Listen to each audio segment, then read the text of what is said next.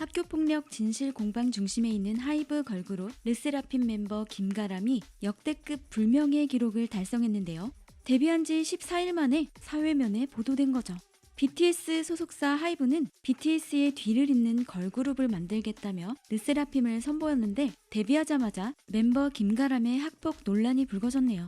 학교폭력을 당했다고 주장하는 A씨의 사연이 언론 보도를 통해 보도됐죠. A씨는 김가람에 대한 폭로글을 작성해 허위 댓글을 단 사람들에 대한 형사고소를 접수했고 내용 증명을 하이브에 우편 발송했다고 법률 대리인을 통해 언론 보도로 밝혔는데요.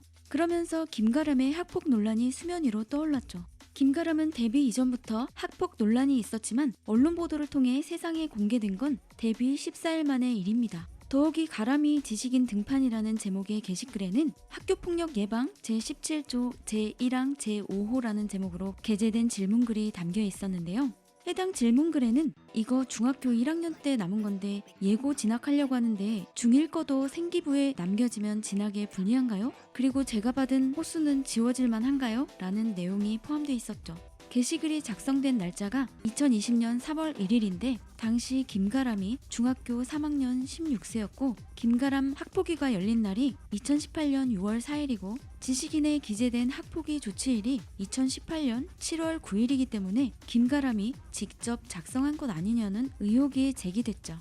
더욱이 학폭위에 참여했다고 주장한 한 변호사는 자신의 트위터를 통해 경험적으로 어지간한 단순한 폭행 정도는 1에서 3호 사이에 수습되는데 5호라니 충격적이라며 보통 졸업 후에도 2년간 생활기록부에 남아서 행정소송한다고 밝히기도 했습니다. 5호를 연예뉴스에서 보다니 회사가 생활기록부를 바꿔도 데뷔시킨 건지 라면서 하이브에 대한 비판을 했는데요. 이 같은 의혹이 제기되면서 그에 따라 하이브는 일단 김가람을 제외한 5인 체제로 공연을 다니고 있습니다. 그럼에도 불구하고 대중들은 김가람의 학폭 논란에 대해 하이브가 명확한 태도를 취해야 한다는 목소리를 내고 있죠. 사실 학교폭력은 상처를 깊게 남기는데요. 피해자들은 자기의 상처를 고백하는 것 자체도 큰 부담이 되고 용기를 내야 하죠. 학폭을 고백한 이들에게 귀를 기울여줘야 하죠.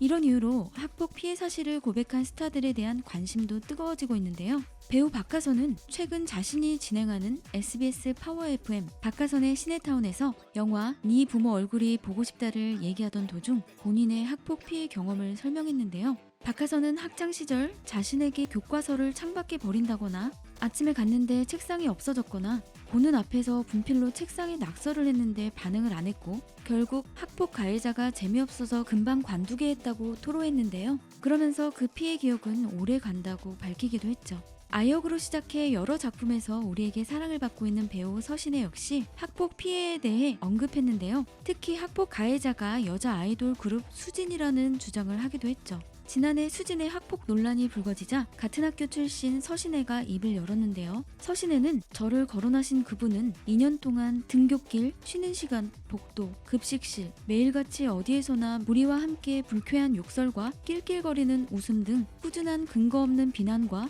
인신 공격을 했다면서 수진에게 학폭당했다는 얘기를 꺼냈죠. 결국 수진은 여자 아이돌을 탈퇴했고 3월에는 소속사 큐브 엔터테인먼트와 전속 계약이 해지됐네요. 가수 강다니엘 역시 학교폭력 피해를 고백한 연예인인데요. 강다니엘은 과거 KBS ETV 예능 프로그램 옥탑방의 문제아들에 출연해 자기 경험을 얘기했는데요. 초등학교 때 전학을 몇 번 했는데 괴롭힘을 많이 당했다고 하네요. 생긴 게 마음에 안 들었나 보다. 초등학교 4, 5학년 때 형들한테 돈 뺏기고 형들 눈에 띄면 맞고 그랬다. 그 가해자들이 나랑 비슷한 또래일 거 아니냐. 그걸 안주거리처럼 얘기한다고 얘기했습니다. 이 밖에도 다수의 연예인들이 학폭 피해 사실을 꺼냈는데요. 이들이 숨기지 않고 말한 이유는 자신과 똑같이 당한 피해자가 발생하지 않게 하기 위한 것이죠.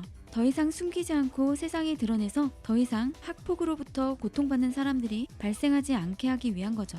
학폭의 피해자는 단순한 동정심으로, 학폭 가해자에게는 단순한 분노심으로 접근해서는 학폭 문제를 해결할 수 없는데요. 학폭을 더 이상 흥미거리로만 접근할 게 아니라 우리 사회 모두가 힘을 합쳐서 이 문제에 대해 신중하게 접근해야 한다는 것이 전문가들의 목소리입니다. 옛날부터 아이가 성인이 될 때까지 온 마을 사람들이 달라붙어야 한다는 말이 있죠. 그만큼 우리의 아이들을 위해 어른들이 관심을 갖고 접근합시다. 구독, 좋아요, 알림 설정해주세요.